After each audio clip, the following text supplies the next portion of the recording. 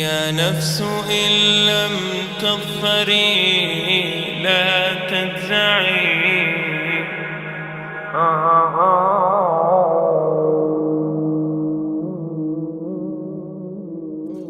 All the praise is for Allah, who is the author of all existence and the most generous to his creation, while he is also the all-compelling. He is the only one worthy of our worship, having no partners, no associates, no sons, no daughters, no one whom he must consult, and no one or anything which has any comparison with him. All the praise is for Allah, who is the King of all who claim sovereignty, the only one who has the right to legislate for his creatures. He is the giver of life. He is the causer of death, while death has no effect upon him, because he is the ever-living, the self-subsisting, the eternal and the only absolute. All the praise is for Allah, who has power over all things, and there is in reality no power and no strength, no influence to cause benefit or detriment except through him. It is he who created this complex world, the seen and the unseen, the evident and the speculative, the earth and all that is on it, and everything that is in it. It is he who sent his messengers and prophets, alayhimus salam, with the common message of strict monotheism, which simply means that there's absolutely no one worthy of worship, no one worthy of our obedience except the Almighty, the One, the Absolute, and who has no partners. The earlier messages which changed the world in the area in which the prophets were sent,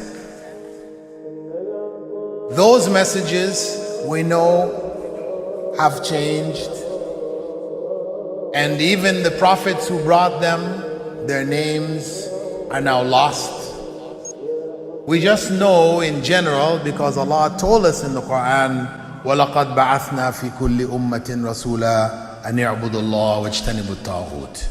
I've sent to every nation a messenger, calling people to worship Allah alone and to avoid the worship of false gods.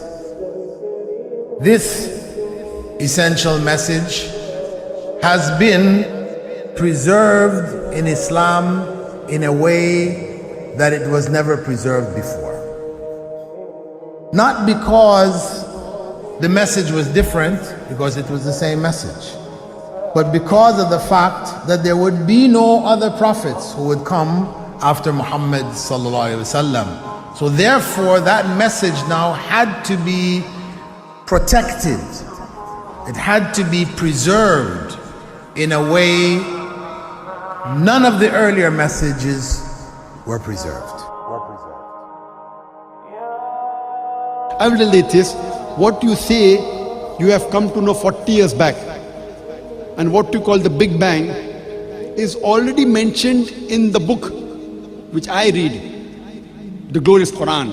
It's mentioned 1400 years ago in Surah Anbiya, chapter number 21, verse number 30, which says, Avalam yaral lazina kafaru.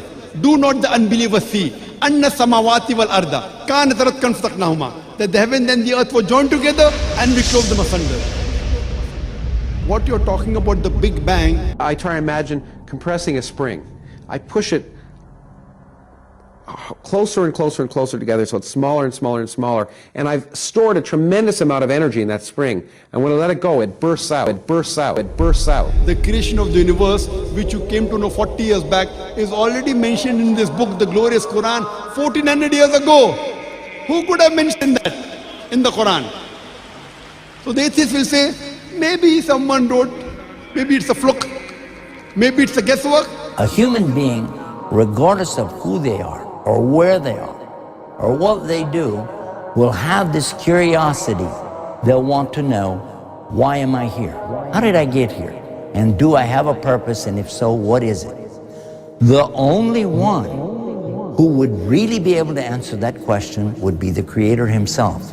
If there is a Creator, it would be up to him to tell us why we were created and what he expects from us and what this life is really about. Allah has shown the people from the time of Adam until right now, has shown the people what he wants from them. And it's a very simple thing, and that is that worship be for him alone without any partners. In fact, we know this life to be a test from Almighty God. That's why we're born, and that's why we die, because there has to be a beginning and an end for us to be tested on. The next life, after this life, no one will ever die again. A bad person or a good person. Both are brought back and they continue to live in the next life, either in good shape or not so good shape, depending on how they did on the test. The worship of the God of Abraham, that was what was taught by these prophets. The Lord of the Arsh and Kursi. We're talking about the Lord of the worlds. Alhamdulillah Rabbil Alameen. We're talking about the Lord of the entire universe and beyond. The entire universe and beyond. You know, we live in this dunya and we are fascinated with this dunya which Allah subhanahu wa ta'ala indeed has created in a beautiful manner. We're fascinated. There are over billions of people which live on this dunya at this moment in time. Over 6 billion people that live on the dunya at this moment in time. This dunya of Allah subhanahu wa ta'ala is so big that there is space in this dunya for billions and billions and billions or more people. But what is this dunya in comparison to what Allah subhanahu wa ta'ala has created out there?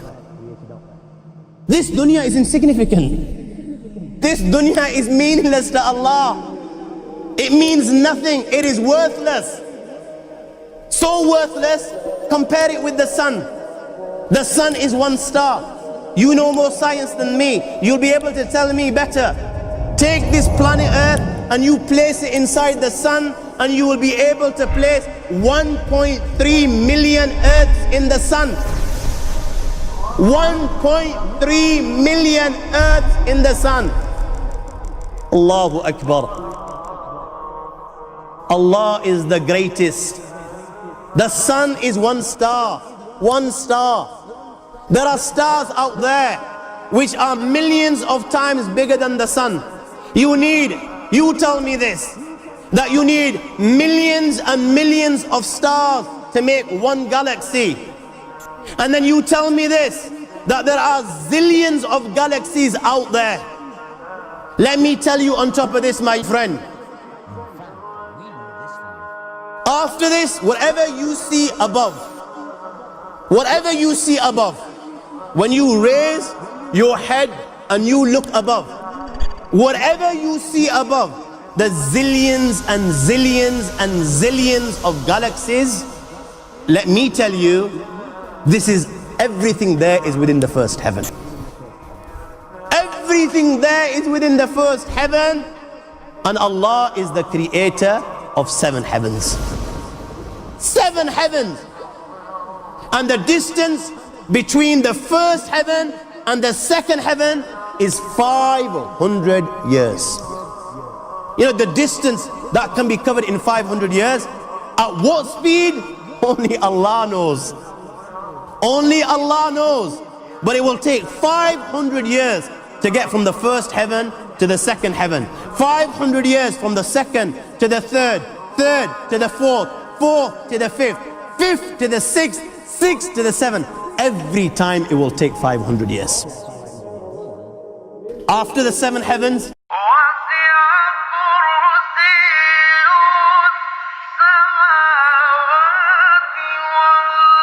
وَسِعَ كُرْسِيُّهُ السَّمَاوَاتِ وَالْأَرْضِ. You all read the Ayatul Kursi. You all know the Ayatul Kursi. After this, you have the Kursi of Allah. You have the chair of Allah subhanahu wa ta'ala.